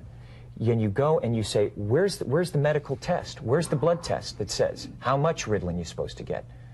It's very impressive to listen to you because clearly you've done the homework and you know the subject. And you should. And you should do that also because just knowing people who are on Ritalin isn't enough. You should be a little bit more responsible in knowing I'm really... not prescribing Ritalin, Tom, and I'm not asking anyone else to do it. Well, you are. You're saying... No, I know some people who seem to have been helped by it. But you're saying... But it's like, this is a very important issue. This is a very... And you know what? And you're here on the Today Show. Right. And to talk about it in a way of saying, well, isn't it okay, and being reasonable about it when you don't know, and I do. I think that you should be a little bit more responsible in knowing what it is, because you communicate to people. He also knows to tell you to turn the motion smoothing off on your TV. I love motion smoothing. I know you stand do. by that. One thing you should keep in mind, it almost goes without saying, is that Tom Cruise is a Scientologist. And one of the very strict moral requirements of Scientologists is that they do not take any sort of psychiatric medication or any drugs in general. And they also have some very strange ideas about human psychology that I also object to. Not necessarily anything that Tom Cruise was saying in that clip, but, you know, they are in the practice of basically psychologically terrorizing people to the point where they can get to clear. They have to divulge all of their personal secrets, shadows, and everything they've ever done wrong to authorities in the Church of Scientology. Which then gets turned back on you if you ever decide to leave the church. And that's in the pursuit of reaching a state of clear. And that is, in fact, used as a tool of blackmail and fear to keep people in the cult. But if we're just going to judge by what Tom Cruise was saying in this clip alone, what do you think? Yes. I was on Adderall for years and regret it. As much good as it did do at times to help, it did not fix the problem. It masked the problem. It gave a temporary fix to a long-term issue that was not tenable. I was never going to be able to be on the drug my entire life. I probably should not have been on it even when I was. And what I had to do when I got sober was learn a whole bunch of techniques to deal with the fact that I have a very, very, very short attention span. And it's something I still struggle with to this day, a lot of times when I'm at work. But everything that I had to learn to deal with it were things that you have to learn to deal with in general. It's just that as a kid, you know, they don't want to take the time to help you with that. They just want to toss you on medication and say, figure it out. So would you say your like Tom Cruise, against all the uses of these psychiatric medications. I don't know about the other ones. I know that Adderall should not be prescribed to kids. Adderall specifically, but I can only speak about that one because that's the one that I took. But it would be fine if an adult took it. I mean, I don't know if it's. Then we get into my philosophy on now we're getting into my philosophy on whether adults should be stopped from doing anything. But I know that kids it also comes with huge kids cannot consent and should not be put on the medication. The Adderall thing, it's not just about someone's decision to take it or not, because there are huge moneyed interests in people taking these drugs, even if they don't need them. Yeah. Oh, yeah. I mean, that's even if there's no argument that they need There's them. a huge part of it, right? Is like a big part of the Adderall use when you get into high school and college is just is it being sold to other kids and cramming for tests. Sure. Like that's a very, very obvious and understandable outcome that was always going to happen with those medications when you're just giving kids legal speed. Phil, do you fall on either side of this debate? I mean, look, it's bad to give kids a bunch of drugs, and I think that Tom Cruise is probably right. I like anyone that makes Matt Lauer look kind of silly. Yeah. So yeah, I'm not generally a fan of Tom Cruise's religion. Yeah, I don't think many people are. So there's that. His Katie Holmes is the woman that he was. The woman. Yeah, this was around the same time that he got with Katie Holmes and was having like crazy manic episodes. Yeah, on so. air. I'm not a fan of that stuff, but that's kind of out of context. I mean, at least for the purposes of what we're discussing here, I think that Tom Cruise is doing pretty good stuff. Yeah. As for like I said, the fixing these problems are such multifaceted issues that it's very, very difficult because they want to get you in and out. The doctors want to get you in and out of the office and toss you in with a script and put you on your way, keeps you on the medication for life, which turns you into a patient, which turns you into money, because then, now you're doing that for years. And maybe that's just my own reaction because I had my own issues and my own problems. And the last thing that I would ever want to do to be again is a prisoner to the medical industrial complex, to be reliant on medication 24/7, which very much is like a prison. Like if we're talking about, not even talking about antipsychotics or Adderall, but if you get addicted to any other substance, whether it's painkillers, whether it's like Xanax, something like that, or a barbiturate, your life in a lot of ways is over. Like you can't travel, you can't do it. Like everything relies on where you're going to get the medication next. Especially if you're not getting it legally. Then a lot of times it started out as something you got because you got injured or because for any number of reasons. And as it goes on and you become more and more dependent on it, you can't get away from it, and you start basing your day around your access to that medication, and saddling a child with that at a young age and putting it into their brain that they need something like that every day is not something that should be done with one interview in 30 minutes with a general practitioner. Right. Yeah.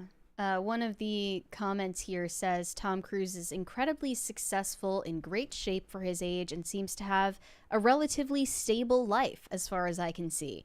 Scientology has some good points because at its core, it's basically self-help until you get to the weird stuff.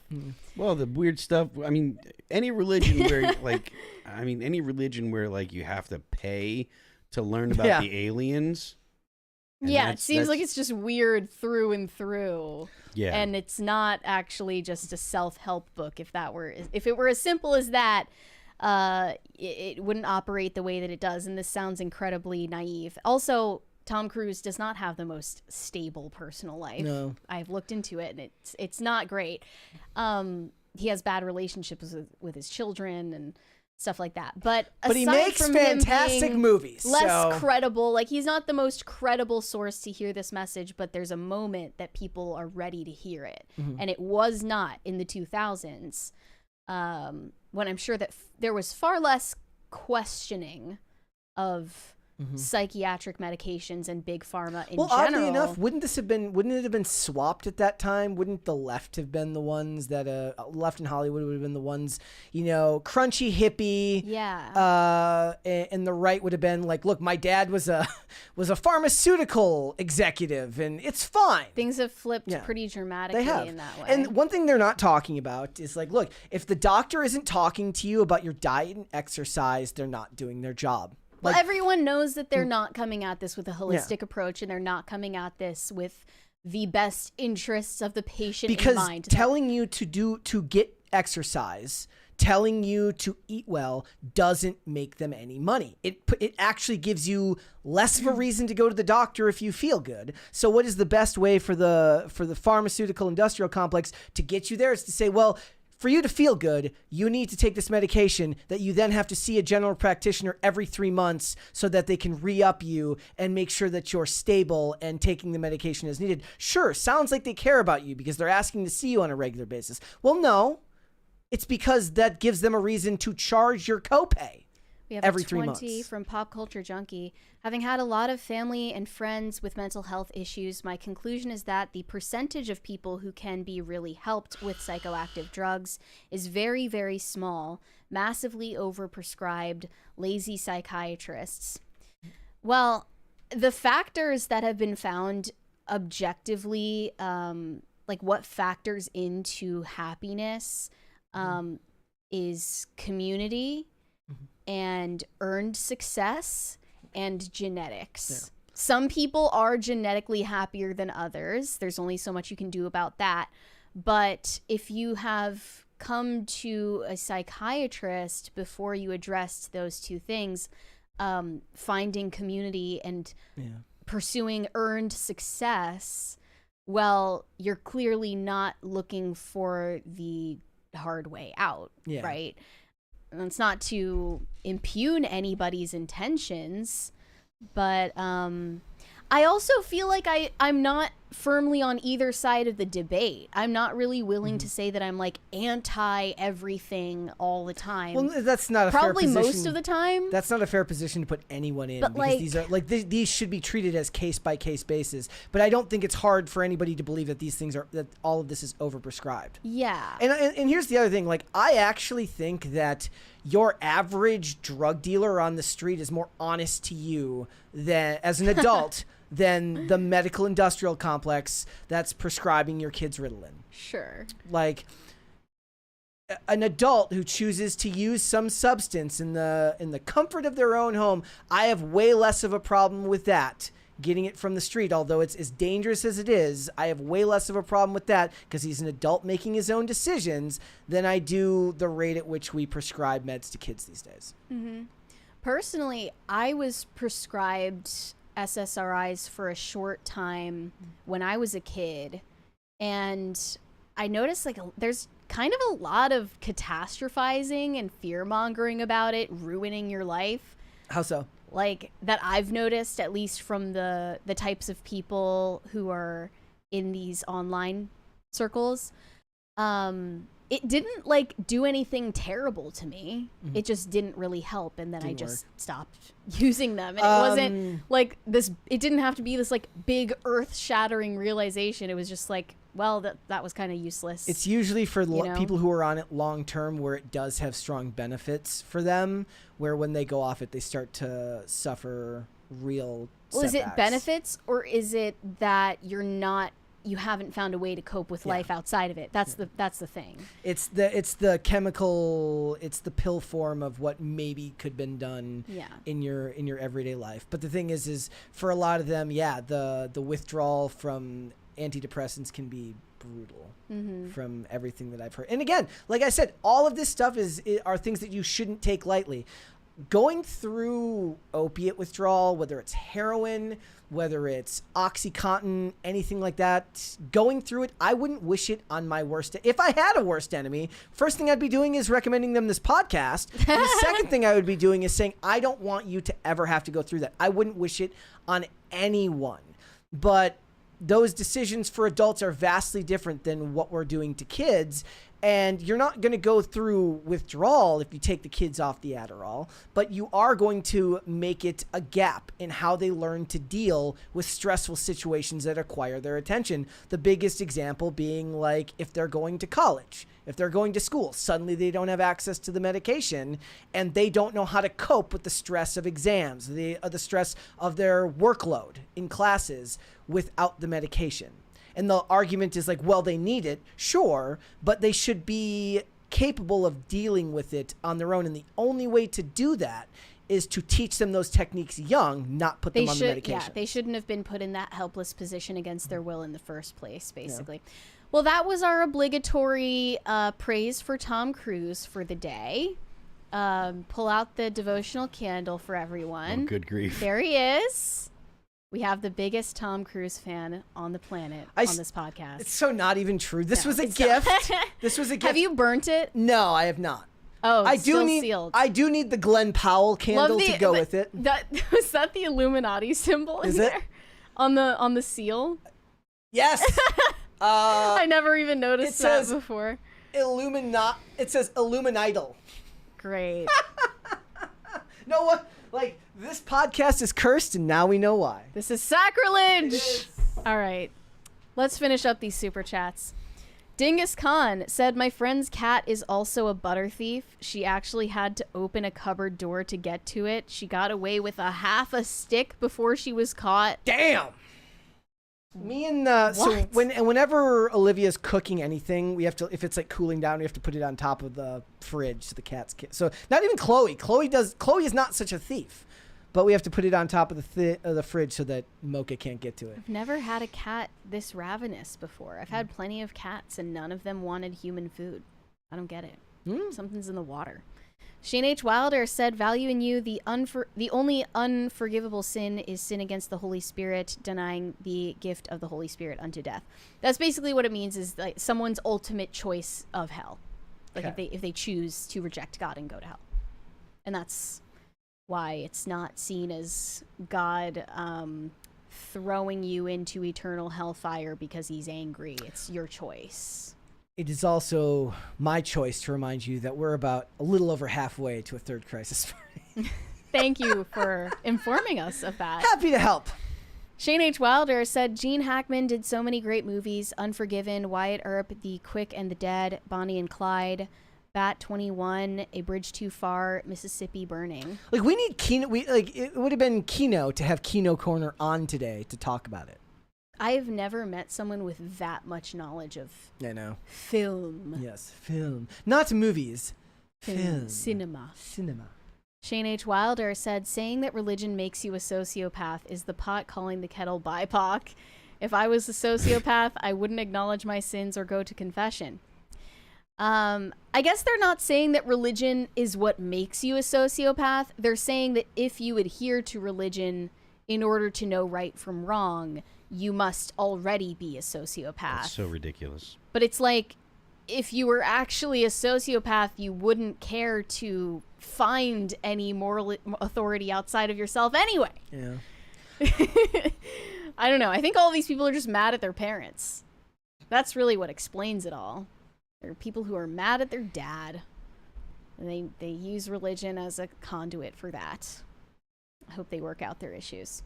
The last of my kind said, been a while since I listened live. Howdy, I'm back. Welcome back. Howdy. It's good to see you. Thanks for coming back. Ryan Bledsoe said, R.I.P. Gene Hackman. I remember he filmed Mississippi Burning in my small hometown in Alabama. Okay. Great actor. I'm pretty sure we're all caught up on these. We are all caught up. So we've got 20 minutes. We're just gonna hang out. Like that's like usually we got 30 minutes of super chats there. And we thought we were gonna be short on time today. Well, no, it was but it was a lot of 20s, so they got read as we went today. Yeah. Well, 20s are good. Yeah. Well, we love that here. I am gonna be on IRL tonight, by the way. No idea who the guest is, so don't ask. Never know. We never know. We never know. I don't know. I just don't want to get roasted again. What do you mean? I was roasted for saying that I have Elon derangement syndrome. Oh, listen. Don't listen to I was self-deprecating anyway. Don't listen to what people say in like when there are people criticizing you, ignore them. That's what prompted the the comment on my Instagram, someone felt so strongly about what I said about Elon Musk on IRL that he migrated from YouTube over to find my Instagram. And that's a lot of work too. I know. Like you that's guys don't process. you guys do not understand how low the conversion rate is to get people to YouTube. It has to be studied. Like X and Instagram might as well be on another planet. They do not translate. He said, after your L take on Timcast, you should seriously consider never opening your mouth again and completely retiring from any form of political analysis. And that's when I was just like, should I even respond to this guy? Yeah. Like, if I did, what would I say? And really, I want him to like me. Yeah, please. Like, please like me. Please like me. I don't know what to say other than that. And then this person agreed and said, you spend your time on podcasts with pathetic OnlyFans sluts and then complain that X figures you are into... Wait, what? X figures you are into porn? I agree with a good chunk of your perspectives, but something has changed with you and a lot of frequent Timcast guests. That's ominous. Like, okay. Please like me. So what he's saying is that it's so weird because there's like an inherently confrontational tone to it. I think what he was implying there took a lot of mental gymnastics. One of the things I was complaining about was the X algorithm. And it's not really even Elon Musk's fault per se. I mean, he's not making the day-to-day small decisions about the way that X is run. But I was complaining about how X used to just be a lot more enjoyable. And I miss the way that the algorithm used to work. It feels like I'm getting engagement baited all the time. Feels like there's a lot of shock content that I didn't used to see on the platform before he owned it. And a lot of pornography that I didn't used to see. Despite the fact that it's always been permissible with Twitter, TOS, to post porn, I started seeing it way more frequently after Elon took over. And that is bothersome to me. I pointed that out, and then people are saying, well, it's because of your algorithm. You're attracting it by clicking on it. I'm not searching out pornography on Twitter. You can take my word for it or not. I'm not searching it out. I'm not engaging with it when I see it. But when I try to look at a viral tweet's replies, it's just there. Yeah. Like 12,000 OnlyFans women peddling their porn. I can't see a single reply that's relevant to the post. It's frustrating, and I'm not searching out that type of content on the platform. So then he's saying that's somehow connected to the fact that I've joined panels on the Whatever podcast before and spoken to women who create porn. I don't really know what the connection is. I guess I'm just not smart enough to get it. Yeah. I'm not seeing I'm not connecting the dots that he was connecting. I mean, is he there. saying that you shouldn't even have spoken to those women? I don't know. I mean, some people did say that. Is that it it's part of understanding where they're coming from, having the discussion? Some people did say that it was wrong for me to join the panel to begin with because you're platforming hoes. But it's like, they have the platform regardless. I might as well challenge what they're saying. I'm not going to do it again, but I feel like it was worth a try.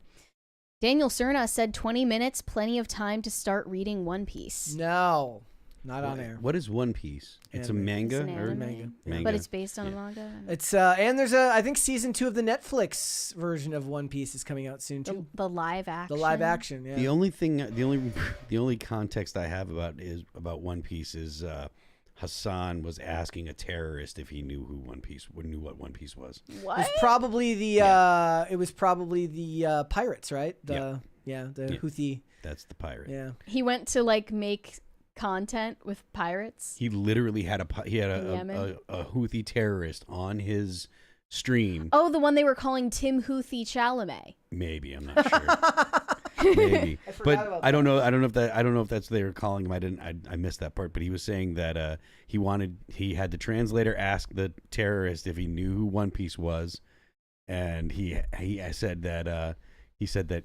what he's doing, what the terrorist is doing, is what Luffy would do. And I'm not sure who Luffy is, but I guess that's a guy from One Piece. Clueless. But that's ridiculous Well, actually, no. I mean, that's not really because I don't know. I don't know the manga, but essentially, what Hassan is saying is that this character from the manga would take over ships and steal people's property in order, because he hates the Jews. So.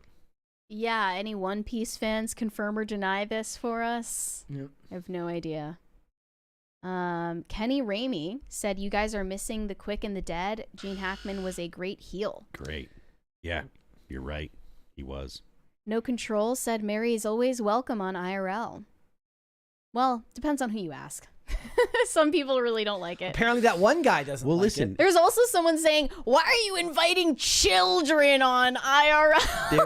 There are people that are there's this one dude named Glooch that hates my guts. Hates me. I think that he's actually been in PCC chat, and he's a Mary fan too. Oh. But he hates me. Hates my guts. And Well, it just means he's going to turn against me eventually. I mean, maybe. But Nobody could ever hate me. I'm universally loved. You really don't get a lot of hate. That's true. Key is to just fade into the background.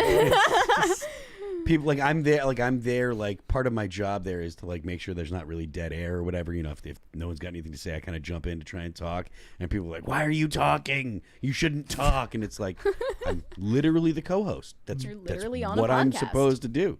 As somebody That's who why. never like claps back when like people say anything mean, like somebody got really mad because I guess I spoke too much during one appearance. This is back when they were still at the No, castle. you didn't speak too much. It's just And they're like, you could have learned something from that guest. I'm like, well, maybe if he'd spoken more, I could have learned something. But what do you want me to do? He was a quiet guest. Yeah, I mean that happens. It's Yeah. like not like it is fair to point out that for a lot of them, like not everybody does well when you're thrown into a room with 4 people. You do have to be kind of. So I'm actually the opposite in real life. If I'm in a room of 4 people, like I'm not going to be constantly trying to speak up because most of the time I don't speak up loud enough to take the focus anyways. But if you're doing it for work, that's your job. Your job is to aggressively try to get your points made because somebody has to do it. And there is an art to like a natural flowing conversation that it's a little bit easier like when it's just me and you, Mary, because it's like 2 people. We do the show every day. There's an ebb and flow to the way we speak that just works, right? But if you throw somebody new into that environment every day, some of them are gonna benefit from it, like especially the ones who do it for work. Like you throw Elijah Schaefer in there, he's gonna have something to say every single time, no matter what. Okay, but if you throw somebody whose job is to tweet and they're really, really smart and they know their stuff, that doesn't necessarily mean. Or their job is to write. Or their job is to write. That does not necessarily mean that they're going to speak well. That's not their fault. It's just that they got to get used to it over time. And when it comes to IRL, there's often a misunderstanding of what IRL is. People come in. There's sometimes when people come in and they think that it's an interview show. And it's not, and it's never been. And I'm not sure why people think it is, but we have guests on. But the reason to have the guests on is to get their takes on the day's news. IRL is a news show, right? It's a news and commentary opinion show. So we talk about the news. If we have a guest on, 9 times out of 10, we're going to be looking for their opinion on the news. And so like I try to say to people, especially if they don't seem like if they're not podcasters or whatever, I try to make remind them, hey, look, this is not an interview show, so we're not going to be going to you with questions all the time. So if you have something to say, just say it. Just speak up. Throw, your opinion is we're interested in your opinion, but you have to say, you have to speak up if you've got something to say. That does help, but there are a lot of times where people think, they come in and they think that it's what do you do? Who are you? I think it's Joe Rogan. Yeah, exactly. Basically. Exactly. Yeah. And it's like, look, that's what the culture war is. Sure. But. Dingus Khan said, never change, Mary. You're allowed to have opinions. Fool didn't even follow the rule to send hate on X, not Instagram. Yeah, I know. What? I tell people every time, you send me validation on Instagram, you send me hate on X. The rules are very clear. Follow the rules. Very simple. So he went That's to the wrong hilarious place. that you have the 2 different places. That's what they're for. It does make sense, though. It does make sense. Red Snow said, modern X doesn't make sense. What's the appeal? Huh? Well, there's an appeal for a lot of people, and I use it every day. I don't tweet every day, but it's very not important as fun for work. I think part of it is like I have nostalgia goggles because I have used Twitter since I was a kid, and that was really fun to just like say whatever I wanted for all this time. And now I feel like just people take themselves so seriously on X, you know? Yeah. Like it's almost seen as a way to write news articles and op-eds and just like scalding hot takes everywhere, and you can't make jokes anymore because everyone just takes themselves so seriously, and if you try, you know that everyone's going to try to intentionally misinterpret you anyway. I mean, that's the internet as a whole, but it's to another level now. Yeah. It's like, so what you're saying is... And that's always been how it is on Twitter, but it has reached a different level, I think, lately. Shane H. Wilder said, your opinions are always welcome on IRL, Mary. The jury is out on Elad, though. LMAO. Yeah, I mean, I think that him being there was a blessing in disguise since he was getting most of the pushback. I mean, but those things, like, the thing is if you're doing that for work, they want that. They want... like, if everybody just agrees with each other all the time, then it's not as interesting for the people that come there for the conflict. So Elad plays an important role in bringing about conflict and discussion, and that's kind of a lot of ways how they see Ian. Not necessarily that he causes conflict, but that his opinions and his methodology is so right out of right field that it brings people down avenues of thought that they weren't considering before. He's passionate. We like that. Yeah. Thank you, War Maniac. He says, I hate Brett. I'm glad at least one person does. Not that Jon Stewart said, going through Gene Hackman IMDb, and there are so many, I forgot he was in that. Such a great actor. I am going to rewatch Enemy of the State this week, I think. Pop Culture Junkie said, if I had a dime for every time I get engagement bait on X, I could buy some solid gold hubcaps. There you go. Yeah, what I need to do is master the art of actually posting the engagement bait, not just getting baited. I need to start being a perpetrator, not a victim. You what's the worst example of engagement bait that you've seen recently? Recently? Is it the Lily influencer? Phillips getting pregnant? No, it's not the influencers posting the Epstein list. Oh, well, I haven't even seen anything about that on my timeline. You were telling me people are taking selfies with the Epstein list, which is absolutely ghoulish. Yes, it is. Like, just not treating it with the seriousness it deserves at all. Yep. What else we got here? Russ of the Frozen North said, are there any plans to ever get Tim on the show? He's busy at this time of day. Well, he has been on once before. He showed up in episode 500. Yeah. That was for like an hour on episode 500, but not since. We should, though. We have episode 800 coming up. Maybe he's like, we'll talk at 1,000. Maybe we can do that. I literally would be like, I would only expect the him to come, multiples like, of 5. He's like, every 500 episodes, you can expect an hour of my time. We are almost at the third crisis party, so I'm going to insist, guys, that we do that. Well, What? Yep. we're like, $5 away or something. All right. Well, let's say in the chat. In State of the... Oh, yeah. He was in State of the Union with Will Smith. I haven't seen that since I was a kid. Well, I guess I wasn't a kid at that time, but a teenager. I'm going to have to watch more stuff. Thing is now is I don't have like when I get home from work, I try to watch stuff that's new and I have a very hard time getting through it. I'm trying to watch Paradise with Sterling K. Brown right now. Did somebody on some type of barbiturate write this show? It's so slow. We have a 20 from Jose Quintana, currently starting to watch Matlock and Elsbeth on Paramount Plus. Brett, what are your thoughts on the pit on Max? Ghost Empress, if you were Daenerys in Game of Thrones, who would have been your hand? Long live PCC. Wait, does that make us your dragons? Because I don't want to be one of your dragons. I thought that was Khaleesi. Oh, yeah, it was Khaleesi. I never watched Game of Thrones, so I don't even know what that means. And your as thoughts for on Pitt, so here's the thing. Here's the thing. Put a girl on. Thank you. I like my suitcase.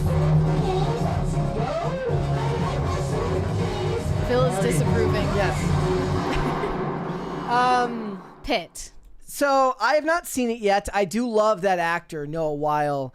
I saw that there's like a lawsuit going on right now where there's like somebody is suing them saying it's like an unplanned sequel to ER, but the closest I've come to watching it is like one of those Dr. Mike videos where it's like, how accurate is this show to actual medicine, which says that it's pretty good, but I've heard that it's really, really good and I should watch it. We have a handful more before outros. Grofty said Buck Party.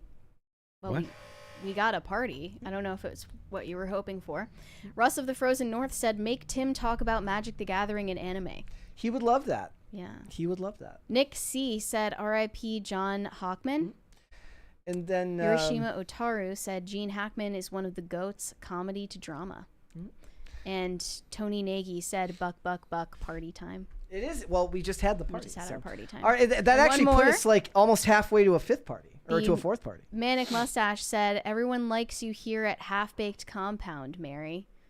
Well, that means a lot to me. Thank you. Yes, perfect. All right, guys, before we go, would you all please hit the like button on this video and subscribe to the channel if you have not subscribed here yet already. I did not do that at the beginning of the show. Remember to share the video out with your friends and your family and your loved ones. Everyone that you know, the more people that you share the show with, the faster the channel can grow. So thank you so much for that. We got a couple more there, Mary. You got those there? Shane H. Wilder said, speaking of episode 800, the short for it is done and scheduled to drop on the morning of 800. Wow, he is like ahead of the game. We're not even thinking about it yet. And a 20 from Jose Quintana. For the record, I hate the new party song. I am traumatized. Mary, you didn't watch Game of Thrones ever? How is that possible? I was never interested in it because from everything I've heard, it's there's just some gratuitous, really, gratuitously graphic. Pop Culture Junkie said, if I have a Gene Hackman Film Festival binge starting Saturday morning, I won't be done until mid next week. Well, that's what happens when you have like a gazillion year career. Ezek said, make Tim take off his beanie. Has he not done that before?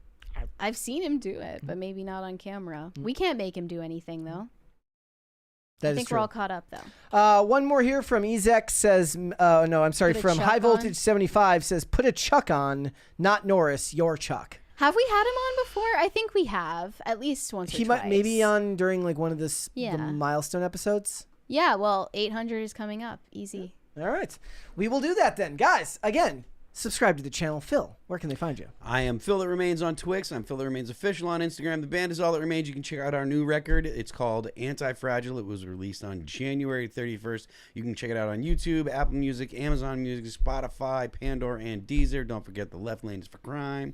I like that you slam the table for emphasis. Yeah. Do this now. I'm thinking, well, I'm going through them in my head, making sure I get all of them. Yep. You can send me validation on Instagram at Mary Archived, or you can send me hate on X. That is also Mary Archived. Guys, if you want to follow me, I'm on Instagram and on Twix at Brett Dasovic on both of those platforms. We are here 5 days a week, Monday through Friday, 3 p.m. Eastern Standard Time, which is noon Pacific. Amazon Music, Apple Podcasts, Pandora, and Spotify. If you would like to listen rather than watch the show, you can rate and review on Apple Podcasts and on Spotify. Go ahead and do that there. I've been trying to use Spotify lately for podcasts. I hate it so much. I hate Spotify. But that's just me personally. If you'll use it, leave a review.